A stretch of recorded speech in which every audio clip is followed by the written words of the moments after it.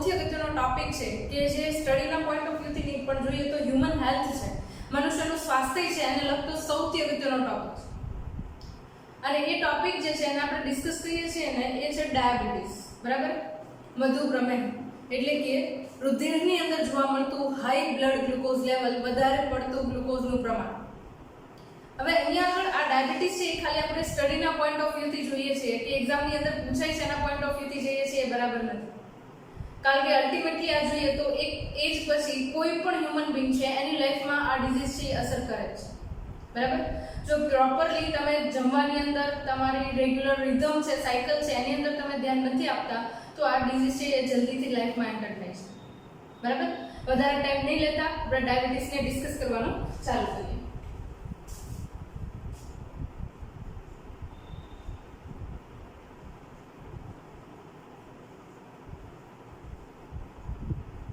Diabetes. બરાબર? પહેલા તો વાત કરીએ કે ડાયાબિટીસ કોને કહેવાય. ડાયાબિટીસને આપણે ડિફાઇન કેવી રીતે કરીશું? તો કે જનરલી જોઈએ તો બ્લડ ગ્લુકોઝ લેવલ એટલે કે રુધિરમાં ગ્લુકોઝનું પ્રમાણ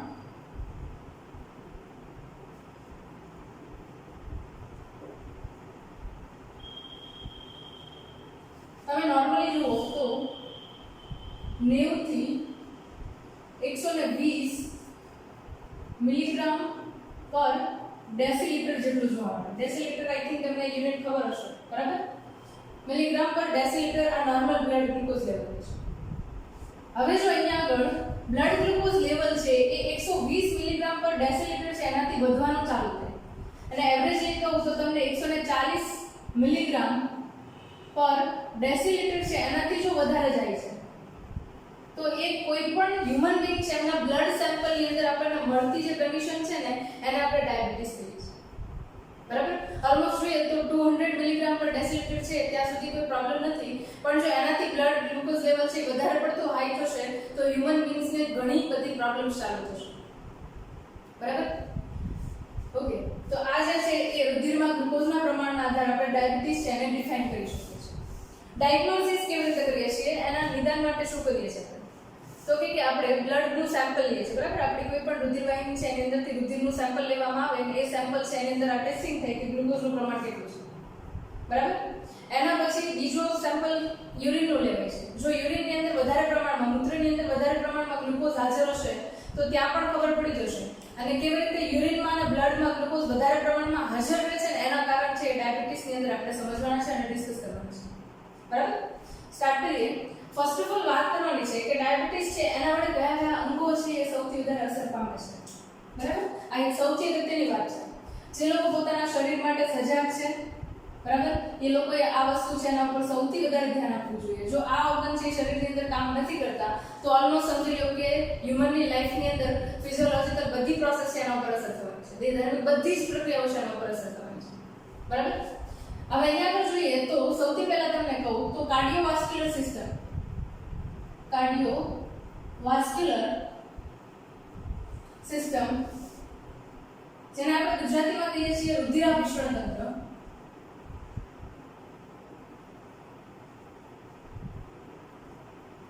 બરાબર? એ સૌથી પહેલા અસર કરશે. બીજું એના પછી વાત કરીએ તો કિડની છે એટલે કે મૂત્રપિંડ છે એને સૌથી વધારે અસર થશે. અને સૌથી વધારે એના પછી અસર પામતું હોય તો એ જે છે એ છે આંખ. આપણી જે આઈસ છે એને અસર થાય છે. બરાબર? આ ત્રણેય વસ્તુ છે એને અસર કરે છે. ઓકે, એના પછી આપણે વાત કરીએ તો ડાયાબિટીસ જે છે એના પ્રકાર કેટલા છે. આમ જોઈએ તો ડાયાબિટીસ છે એને મેઇનલી આપણે બે ટાઈપની અંદર ડિવાઇડ કરીએ છીએ. એક જે છે એને કહીએ છીએ ડાયાબિટીસ ઇન્સિપિટસ અને બીજું જે છે એને કહીએ છીએ આપણે ડાયાબિટીસ મેલિટસ.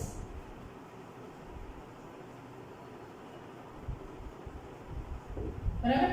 ડાયાબિટીસ ઇન્સિપિટસ અને ડાયાબિટીસ મેલિટસ. નામ ખાસ યાદ રાખજો, ઇન્સિપિટસ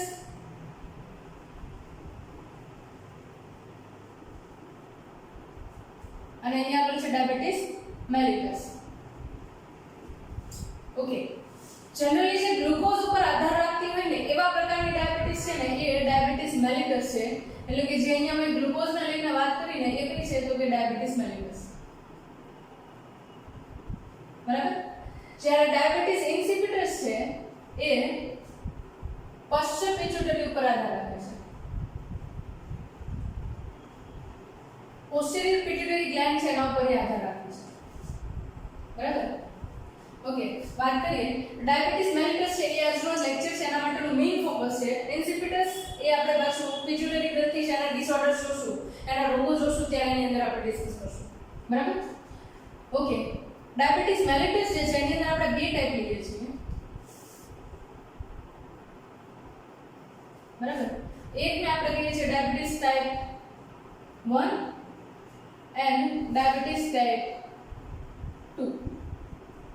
ઓકે, આ બંને જે છે એના બીજા નામ પણ છે. આને આપણે કહીએ છીએ insulin dependent diabetes mellitus, IDDM. અને આને આપણે કહીએ છીએ insulin non dependent diabetes mellitus. બરાબર. ડિપેન્ડન્ટ એટલે તો કે આધાર રાખે છે ઇન્સ્યુલિન ઉપર, એટલા માટે આપણે એને કહીએ છીએ ડાયાબિટીસ ઇન્સ્યુલિન ડિપેન્ડન્ટ છે. આ ઇન્સ્યુલિન છે એના ઉપર આધારિત છે, પણ થોડા ઘણા પ્રમાણમાં જોઈએ તો ઓછા વધતા પ્રમાણની અંદર એ આધારિત નથી એવું કહીશું. બરાબર. બંને વિશે વાત કરીએ એટલે આપણને ખબર પડશે. હવે ટાઈપ 1 ડાયાબિટીસ જે છે એ મોટા ભાગે આપણને જન્મથી કે પછી લગભગ 15 વર્ષની ઉંમર હોય ને ત્યાં સુધીમાં ડેવલપ થઈ ગયેલી જોવા મળશે કોઈ પણના શરીરને. બરાબર. ઘણાને એવું પણ બને કે કોન્જેનાઇટલ એટલે કે જન્મથી જ એમને ડાયાબિટીસની કન્ડિશન હોય છે, અથવા તો એ 15 વર્ષના થાય ત્યાં સુધીમાં એમની અંદર ડાયાબિટીસ મેલિટસ છે ટાઈપ 1 એ ડેવલપ થઈ જતી હોય છે. હવે ટાઈપ 1 છે એની અંદર મેઇન પ્રોબ્લેમ ક્યાં છે એ સમજીએ આપણે. હવે લાસ્ટ લેક્ચર જો તમે જોયા હોય તો એની અંદર આપણે સ્વાદુપિંડ વિશે વાત કરી રહ્યા છીએ. સ્વાદુપિંડ છે એના વિશે વાત કરી રહ્યા છે. સ્વાદુપિંડ છે એટલે બે પ્રકારની ગ્રંથિ છે, અંતઃસ્રાવી ગ્રંથિ અને બહિઃસ્રાવી ગ્રંથિ, એક્ઝોક્રાઇન અને એન્ડોક્રાઇન. જ્યારે અંતઃસ્રાવી ભાગ તરીકે આપણે વાત કરીએ છીએ ત્યારે અંતઃસ્રાવી ભાગ તરીકે એની અંદરથી 3 પ્રકારના મેજર હોર્મોન્સ, આમ જોઈએ તો 4 આવતા હતા, પણ મેઇનલી આપણે આજે બેના વિશે વાત કરવાના છે. એક જે છે ઇન્સ્યુલિન અને બીજો ડાયાબિટીસ. અને સૌથી વધારે ફોકસમાં હોય તો એ જે છે કયો છે ઇન્સ્યુલિન, ગ્લુકાગોન છે નહીં. બરાબર. તો અહીંયા આપણે ઇન્સ્યુલિન જે છે એના માટે વાત કરવાની છે. હવે ઇન્સ્યુલિન છે એનું ફંક્શન શું છે ને પહેલા આપણે એ સમજીએ, પછી આ ટાઈપ 1 ઉપર જઈએ. બરાબર. ગ્લુકોઝ જે છે એમને લઈને ઇન્સ્યુલિનનું કાર્ય શું છે એને પહેલા સમજવું પડે આપણે. Insulin function. બરાબર. ગ્લુકોઝને લઈને એનું કાર્ય શું છે. હવે અહીંયા આપણે ધ્યાન આપજો સહેજ. આ ધારો કે કોઈ એક કોષ છે અને આ એનું કોષ કેન્દ્ર છે. હવે એના પર તમે જુઓ ને તો અહીંયા રિસેપ્ટર્સ આવેલા છે.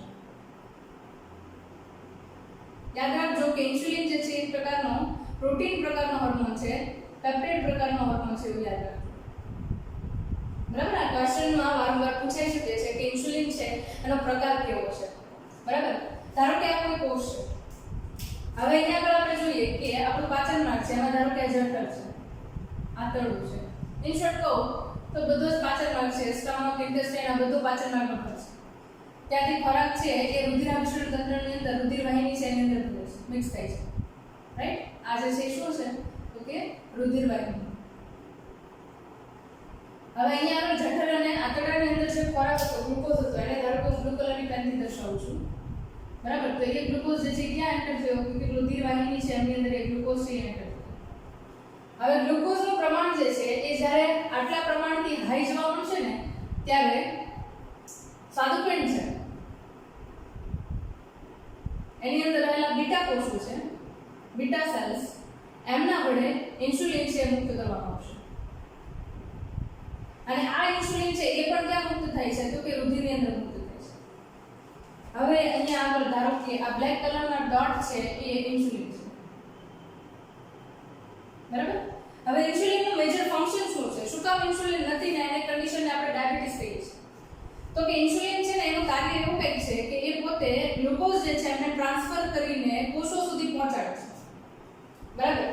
જો ઇન્સ્યુલિન છે અહીંયા રિસેપ્ટર સાથે જોડાશે તો અને તો જે પ્રોટીનયુક્ત ચેનલ જે આવેલી છે, બરાબર, ધારો કે આ કોષની ઉપર પ્રોટીનયુક્ત ચેનલ આવેલી છે. બરાબર. કારણ કે ગ્લુકોઝ છે પાણીમાં દ્રાવ્ય છે અને કોષરસ પટલ જે છે લિપિડ વડે બનેલું છે. લિપિડનું દ્વિસ્તરીય આવરણ છે અને એના ઉપર ઘણી બધી જગ્યાએ તમને પ્રોટીન આવેલા જોવા મળે છે. તો એ પરિસ્થિતિની અંદર જ્યારે અહીંયા આગળ ઇન્સ્યુલિન આવે છે, રિસેપ્ટર સાથે જોડાય છે, ત્યારે અહીંયા પ્રોટીનયુક્ત ચેનલ છે એ ખુલે છે અને એના અંતે બ્લુ કલરના ડોટ્સ એટલે કે ઇન્સ્યુલિન જે છે સોરી ગ્લુકોઝ જે છે એ કોષની અંદર દાખલ થાય છે અને જેવો કોષની અંદર ગ્લુકોઝ દાખલ થાય છે એટલે ત્યાં આગળ તમને ખબર છે કે કોષીય ચયાપચયની પ્રક્રિયા સેલ્યુલર મેટાબોલિઝમ ચાલુ થાય છે એના અંતે ગ્લાયકોલિસિસ ક્રેબ્સ ચક્ર ઓક્સિડેટિવ ફોસ્ફોરીકરણ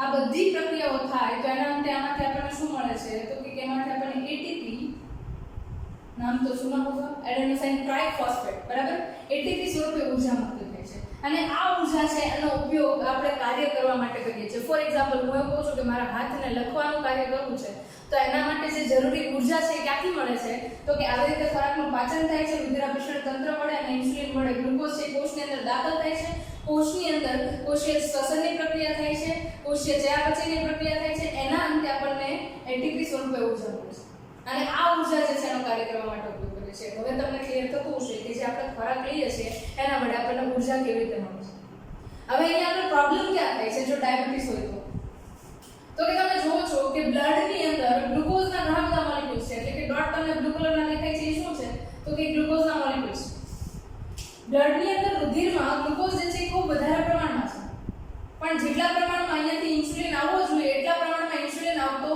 નથી તો એ પરિસ્થિતિની અંદર શું થવાનું તો કે રુધિરની અંદર ગ્લુકોઝ તો ખૂબ વધારે પ્રમાણમાં પડ્યો છે બરાબર પણ એને ટ્રાન્સફર કરવા માટે અને કોષની અંદર દાખલ થવા માટે જે ઇન્સ્યુલિન જોઈએ છે એ ઇન્સ્યુલિન અવેલેબલ નથી એટલે જો ગ્લુકોઝ છે રુધિરમાંથી વપરાશે નહીં અને સતત ખોરાક દ્વારા અંદરની અંદર આવતો રહેશે તો એક ટાઈમ ક્યાં આવશે તો કે રુધિરવાહિની છે એની અંદર ગ્લુકોઝ જે છે ખૂબ વધારે પ્રમાણમાં જમા થઈ જશે અને જ્યારે આવું ગ્લુકોઝ છે એ રુધિરની અંદર જમા થાય છે ત્યારે એ શું કરશે તો કે એ બ્લડ ગ્લુકોઝ લેવલ છે અને નોર્મલ થી ક્યાં લઈ જશે ઉપર લઈ જશે બરાબર અને આ પરિસ્થિતિ છે એને આપણે શું કહીએ છીએ ડાયાબિટીસ કહીએ છીએ બરાબર એટલે અલ્ટિમેટલી બીજું કાંઈ નથી જ્યારે ઇન્સ્યુલિન છે એ ગ્લુકોઝની સરખામણીએ ઓછા પ્રમાણમાં હોય ત્યારે એ પરિસ્થિતિ જે છે એને આપણે ડાયાબિટીસ કહીએ છીએ બરાબર ઓકે હવે પ્રોબ્લેમ્સ જે છે એને ડિસ્કસ કરીએ કે ડાયાબિટીસ જે છે મેલિટસ ટાઈપ 1 અને ટાઈપ 2 શું છે મેં હમણાં વાત કરી તમને ઇન્સ્યુલિન છે એનું ફંક્શન તમને ખબર પડી ગઈ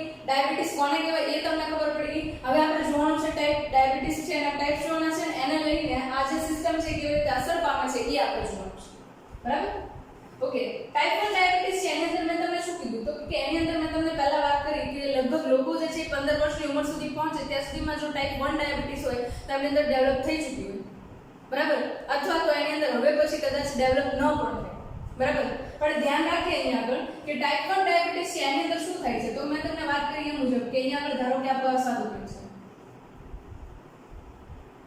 બરાબર હવે આ સ્વાદુપિંડ જે છે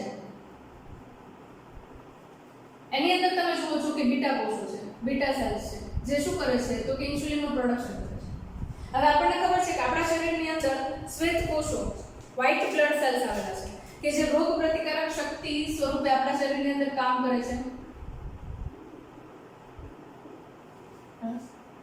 આ શ્વેત કોષો જે છે એ શું કરે છે તો કે આપણા શરીરમાંથી આવતા બહારથી આવતા કોઈ પણ પદાર્થો એટલે કે એન્ટીજન્સ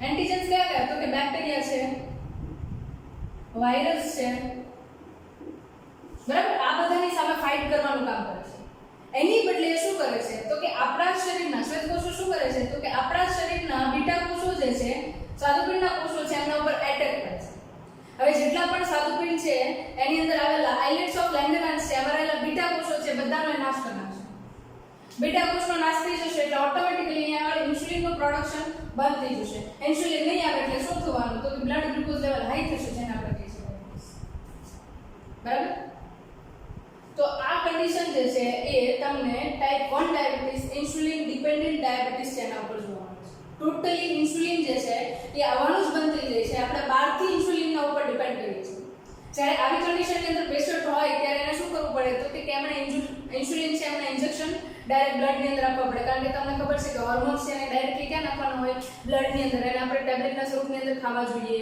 નહીં ટેબ્લેટના સ્વરૂપની અંદર જે ખવાય છે એ ટાઈપ 2 ડાયાબિટીસ છે એના માટે ખવાય છે જે આગળ આપણે વાત કરીશું બરાબર એટલે જે લોકોને નાનેથી ડાયાબિટીસ હોય એટલે કે લગભગ 15 વર્ષથી નીચેની ઉંમર છે ત્યારથી ડાયાબિટીસ છે બરાબર, એમને ડાયરેક્ટ ઇન્સ્યુલિન છે એમના ઇન્જેક્શન છે ફોર્મ થાય, રિકોમ્બિનન્ટ ડીએનએ ટેકનોલોજીની મદદથી ફેક્ટરીની અંદર પ્રોડ્યુસ થાય બરાબર, અને ત્યાંથી એ ઇન્જેક્શનની અંદર પેક થઈને આવે, પછી એ ઇન્જેક્શન છે એ તમે આપો છો જેના કારણે એ હ્યુમન બીંગ છે એ સર્વાઈવ કરે છે બરાબર. ઓલમોસ્ટ જુઓ તો એ ઇન્સ્યુલિનના ઇન્જેક્શન છે ને એ જમતા પહેલા આપવામાં આવે છે, કારણ કે જેવો આપણે ખોરાક જમશું એટલે પાચનની પ્રક્રિયા શરૂ થશે, ગ્લુકોઝ મોનોમર સ્વરૂપે ડાયરેક્ટ હશે તો ઝડપથી જ એના શોષણની પ્રક્રિયા શરૂ થઈ જશે અને તરત જ ગ્લુકોઝના પાચન વડે રુધિરની અંદર ગ્લુકોઝનું પ્રમાણ વધવા માંડશે. એટલે ઇન્સ્યુલિન પહેલા આપી દીધું એટલે બ્લડની અંદર ઇન્સ્યુલિન આખા બોડીની અંદર સ્પ્રેડ થઈ ગયું, હવે એ ગ્લુકોઝ આવે છે એને ટ્રાન્સફર કરવાનું કામ કરશે બરાબર. ઓકે, હવે જોઈએ આપણે ટાઈપ 2. ટાઈપ 2 ડાયાબિટીસ છે એને ઇન્સ્યુલિન નોન ડિપેન્ડન્ટ ડાયાબિટીસ કહીએ છીએ. હવે આની અંદર નહીં, આની જેવું થતું નથી કે બીટા કોષો છે એ નાશ પામે, અને આ જુઓ તો ઓલમોસ્ટ દુનિયાની અંદર સૌથી વધારે પ્રમાણમાં જોવા મળતી હોય એવી ડાયાબિટીસ છે. ટાઈપ 1 છે એની સરખામણીએ ટાઈપ 2 ડાયાબિટીસ છે એ બહુ વધારે પ્રમાણમાં જોવા મળે છે, અને આ ડાયાબિટીસ છે લગભગ એજેડ પર્સન હોય, લગભગ તમે ગણો તો 40 થી 50 વર્ષ પછીના જે લોકો છે એમની અંદર બહુ જલ્દી ડેવલપ થતી હોય છે, કારણ કે જે પછી પ્રક્રિયાઓનો દર ઘટે છે અને સાથે સાથે ખોરાકની અંદર કોઈ પણ પ્રકારની સંભાળ લેવાતી નથી, એવા લોકોની અંદર ટાઈપ 2 ડાયાબિટીસ છે જલ્દીથી ડેવલપ થતી હોય છે બરાબર. હવે વાત કરીએ ટાઈપ 2 ડાયાબિટીસ છે એની અંદર. ટાઈપ 2 ડાયાબિટીસ છે એની અંદર તમે જુઓ તો એને પણ આપણે બે પાર્ટની અંદર ડિવાઈડ કરીએ છીએ.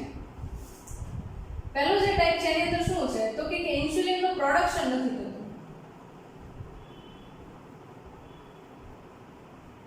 ઉત્પાદન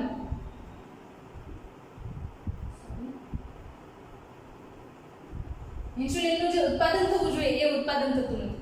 ફોર એક્ઝામ્પલ હું એવું કહું કે મારા બોડીની અંદર ઇન્સ્યુલિન જે છે લગભગ ધારો કે એવરેજ કહું છું હું તમને 140 મિલીગ્રામ જોઈએ છે, ઇન્સ્યુલિનનું પ્રમાણ કહું છું. ઇન્સ્યુલિન છે ધારો કે મારે એવરેજલી એટલું ડેલીમાં જોઈએ છે જે બીટા કોષો છે એમના વડે બનવું જોઈએ, પણ ધારો કે કોઈ પણ કારણસર અહીંયા આગળ આટલું ઇન્સ્યુલિન બનવા માટે સફિશિયન્ટ નથી, એ લગભગ ધારો કે 50 મિલીગ્રામ જેટલું ઇન્સ્યુલિન છે એને પ્રોડ્યુસ કરે છે, તો મારી ઘટ કેટલાની પડી 40 અને 50 એટલે 90 મિલીગ્રામ જેટલા ઇન્સ્યુલિનની મને ઘટ પડે છે બરાબર. તો આ ઇન્સ્યુલિનની ઘટના કારણે શું થવાનું તો કે એટલો વધારે પ્રમાણમાં ગ્લુકોઝ જે છે ને એ બ્લડની અંદર પડ્યો છે બરાબર. બીજી વસ્તુ શું છે તો કે અહીંયા ઇન્સ્યુલિન જે છે એ બને તો છે, ઉત્પાદન થાય છે, પણ પ્રોબ્લેમ ક્યાં આવે છે તો કે અહીંયા મેં તમને કીધું કે આપણા કોષો જે છે એમની પાસે રિસેપ્ટર હોય અને એ રિસેપ્ટર જે છે એ ઇન્સ્યુલિનને ગ્રહણ કરતા હોય. જ્યારે અહીંયા રિસેપ્ટર છે એ ડેમેજ થઈ જાય કોઈ પણ કારણસર, એ પોતે કોઈ દવા હોય કે પછી બીજી કોઈ પણ પરિસ્થિતિ બરાબર કે એના કારણે એ રિસેપ્ટર છે કોષો જે છે એ જ પોતે ઇન્સ્યુલિનને અંદર લેવાનું બંધ કરી દેશે, ઇન્સ્યુલિન છે એના પ્રત્યે સંવેદનશીલતા નહીં આવે, તો એ પરિસ્થિતિની અંદર ઇન્સ્યુલિન તો આવે છે પણ કોષો જે છે ઇન્સ્યુલિનનો સંદેશો માનતા નથી. તો આ પરિસ્થિતિની અંદર તમને જે જોવા મળે છે એ ઇન્સ્યુલિનના ઉત્પાદન સિવાય પણ ડાયાબિટીસ તમને જોવા મળશે બરાબર છે. તો આ બંને પ્રકાર આમ જો તો મેં તમે ત્રણ ટાઈપ જોયા, કયા કયા તો કે એક જોયું તમે બીટા કોષો છે એમનો આપણા શરીરના કોષો છે સ્વરોગ પ્રતિકારક તંત્ર છે એ પોતાના જ કોષોનો નાશ કરે છે, બીટા કોષોનો નાશ કરે છે, જેના કારણે તમને ઇન્સ્યુલિન ડિપેન્ડન્ટ ડાયાબિટીસ મેલિટસ જોવા મળે છે બરાબર. આ જે છે એની અંદર શું થાય છે તો કે ઇન્સ્યુલિન નોન ડિપેન્ડન્ટ ડાયાબિટીસ છે બરાબર. ઇન્સ્યુલિન જે છે એનું ઉત્પાદન થાય છે પણ થવું જોઈએ એના કરતાં ઓછા પ્રમાણમાં થાય, અથવા તો ઇન્સ્યુલિન બને છે પણ એ ઇન્સ્યુલિનને ગ્રહણ કરતા કોષો જે છે ઇન્સ્યુલિનથી રેઝિસ્ટ થઈ ગયા છે, એને હવે ઇન્સ્યુલિન આવે કે ન આવે કોઈ ફેર પડતો નથી. એટલે કોઈ પણ રીતે અહીંયા આગળ જુઓ તો ગ્લુકોઝ જે છે એ રુધિરમાંથી દાખલ અંદર થઈ શકશે બરાબર. તો આ જે છે તમે ઇન્સ્યુલિનને લઈને ડાયાબિટીસ જે છે એના અલગ અલગ પ્રકાર જોવા છે બરાબર. મોસ્ટલી જે લોકો એજેડ છે એની અંદર તમને ટાઈપ 2 ડાયાબિટીસ જોવા મળશે, જે લોકોને નાનપણથી અથવા તો કોન્જેનિટલ ડાયાબિટીસ છે એ તમને ટાઈપ 1 પ્રકારની જોવા મળશે. હવે આપણે જોયું કે ડાયાબિટીસ છે કેવી રીતે થાય છે, તો એના ઉપાય શું હોઈ શકે તો કે અહીંયા આગળ તમે વાત કરો છો ઇન્સ્યુલિન ટાઈપ 1 છે સોરી ડાયાબિટીસ ટાઈપ 1 છે, એની અંદર શું થઈ શકે તો કે એની અંદર તમને અહીંયા આગળ જોવા મળે છે ડાયરેક્ટલી આપણે ઇન્જેક્શન છે પોર કરીએ છીએ એના થ્રુ આપણને સારવાર મળી શકે છે, એટલે કે અહીંયા આગળ ડાયાબિટીસ માટે ઇન્સ્યુલિન ઇન્જેક્શન લઈએ છીએ. બીજું શું થઈ શકે તો કે આપણે સ્વાદુપિંડનું ટ્રાન્સપ્લાન્ટેશન કરાવી નાખીએ, અંગ પ્રત્યારોપણ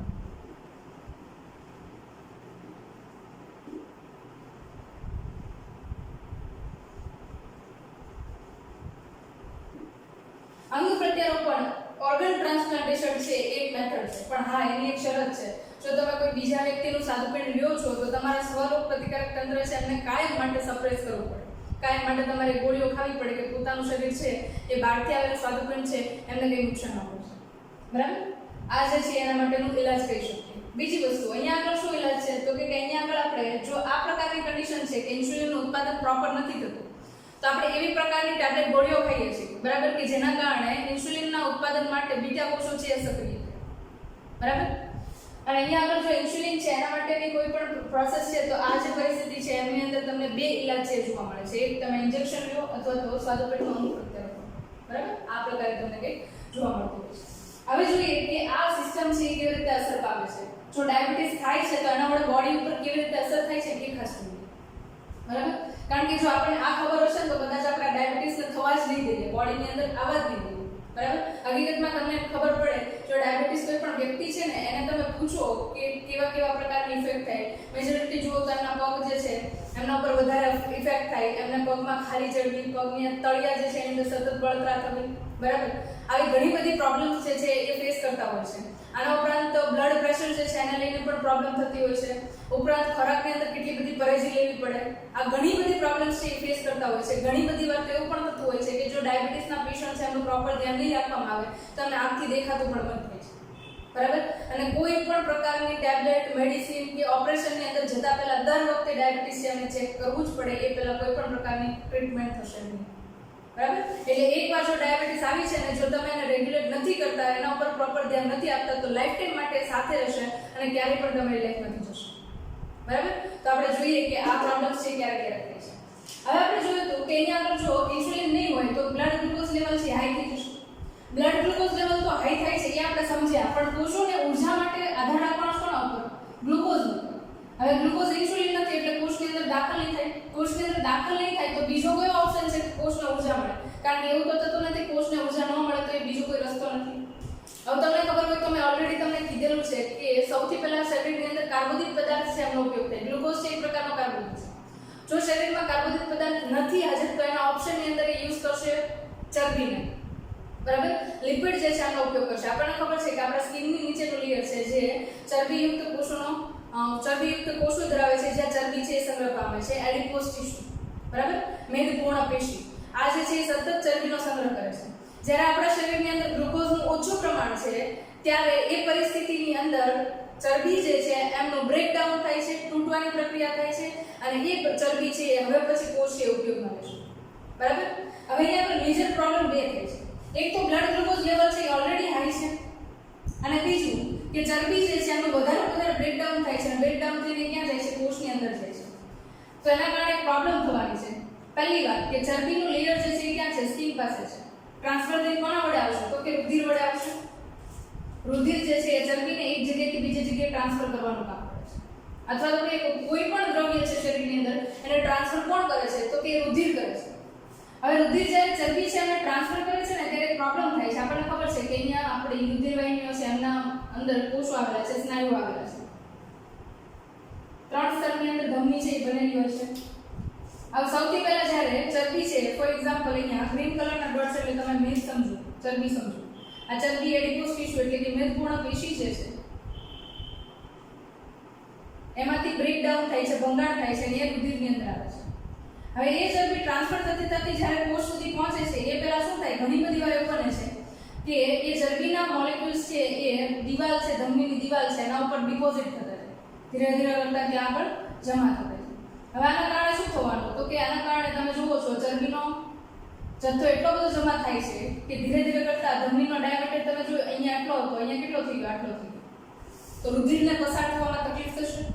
જ્યારે આવી તકલીફ તમને હૃદયની કોઈક નજીકની ધમની છે એટલે કે મહાધમની કમાન છે, બરાબર, અથવા તો હૃદ ધમની છે કે જે હૃદયને રુધિર પૂરું પાડે છે, કોરોનરી આર્ટરી, જ્યારે આવું પોલાણ છે ત્યાં આગળ ચરબી વડે ઢંકાય છે ત્યારે એ પરિસ્થિતિની અંદર હાર્ટ એટેક આવવાની પ્રોબ્લેમ થાય છે. અને સૌથી પહેલી તમને જે પ્રોબ્લેમ જોવા મળે કાર્ડિયોવાસ્ક્યુલર સિસ્ટમની અંદર એ કઈ છે? તો કે એથેરોસ્ક્લેરોસિસ.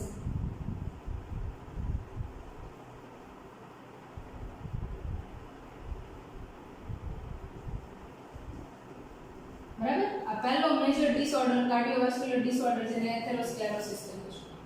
બરાબર.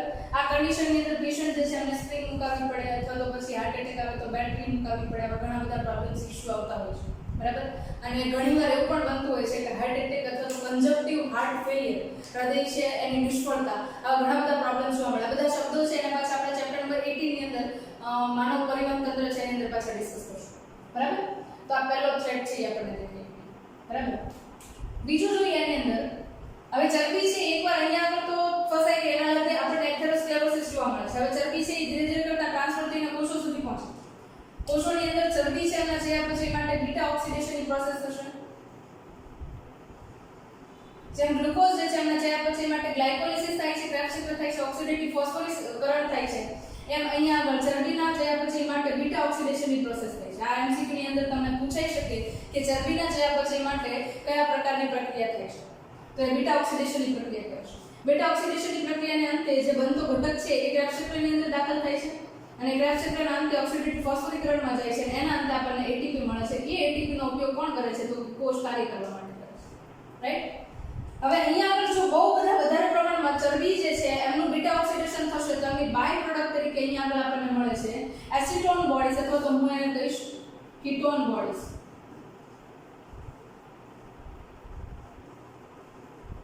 બરાબર. અહીંયા આગળ મળે છે કયા છે, તો કે કીટોન બોડીઝ અથવા તો એસિટોન બોડીઝ જે છે એ અહીંયા આગળ મળે છે. બરાબર. હવે આ એસિટોન બોડી જે છે એ એસિડિક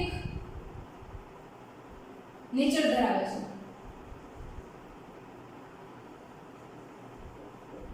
એસિડિક નેચર એટલે એનો મતલબ શું, તો કે તમને ખબર છે કે રુધિરની બ્લડ પીએચ જે છે લગભગ 7 જે છે એનાથી થોડી ઉપર હોય એટલે કે થોડા પ્રમાણની અંદર બેઝિક પ્રમાણમાં હોય છે. હવે જો તમે 7 થી ઉપર જાઓ તો પીએચ છે કેવી કહેવાશે, બેઝિક થશે. અને આ બાજુ એક તરફ આવો તો એ પીએચ 0 તરફ આવો તો એ પીએચ કેવી કહેવાશે, એસિડિક કહેવાશે.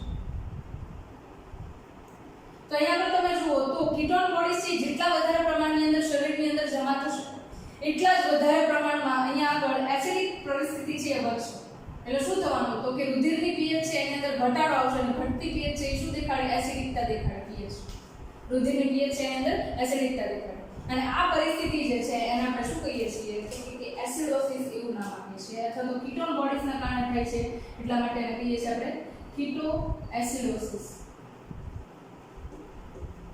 બરાબર. એને આપણે કહીએ છીએ કીટો એસિડોસિસ. ક્લિયર.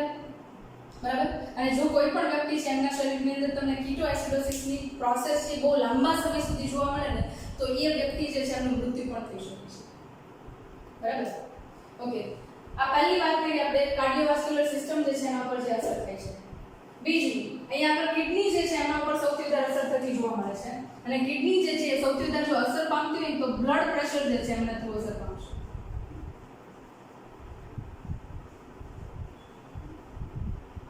બરાબર. બ્લડ પ્રેશર જે છે કિડની ઉપર, મગજ ઉપર, હૃદય ઉપર આ બધા જ અંગો છે એમના પર સૌથી વધારે અસર કરે છે. ખાસ કરીને આની ઉપર કેમ, કિડની ઉપર કેમ.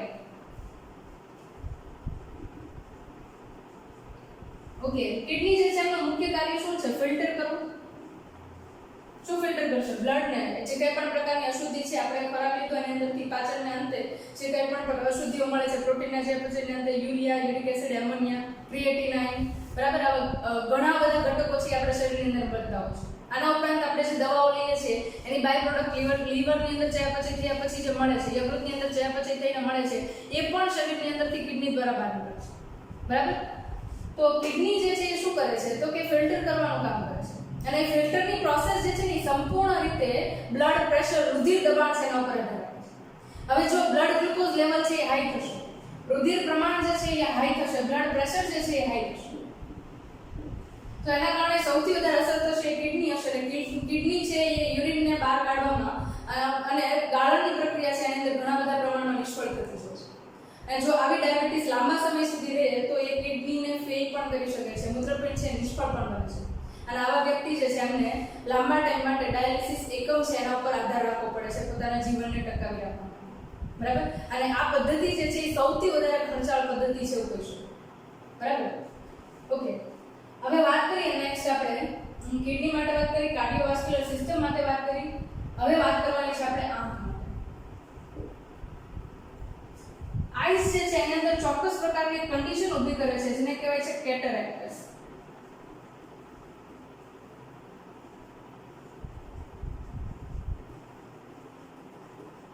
નામ યાદ રાખજો બરાબર, ટર્મિનોલોજી છે આ કેટારેક્ટસ. હવે આની અંદર શું થાય છે આપણને ખબર છે કે આપણી રેટિના છે બરાબર. એ રેટિના જે છે એની અંદર ચોક્કસ પ્રકારના પ્રોટીન આવેલા છે.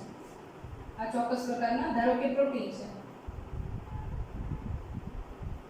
રેટિનાની ઉપર આવેલા ચોક્કસ પ્રકારના પ્રોટીન જે છે એના ઉપરાંત રેટિના છે એમને રુધિર છે એ પહોંચાડવા માટે રુધિર વાહિનીઓ પણ હશે, બ્લડ વેસલ્સ પણ ત્યાં આગળ પ્રેઝન્ટ હશે. હવે વધારે પડતા ગ્લુકોઝના પ્રમાણના કારણે શું થશે તો કે આ પ્રોટીન જે છે એની સાથે ગ્લુકોઝના મોલેક્યુલ છે એ જોડાઈ જશે. પ્રોટીનની સાથે ગ્લુકોઝના મોલેક્યુલ્સ છે અણુઓ છે એ જોડાઈ જશે.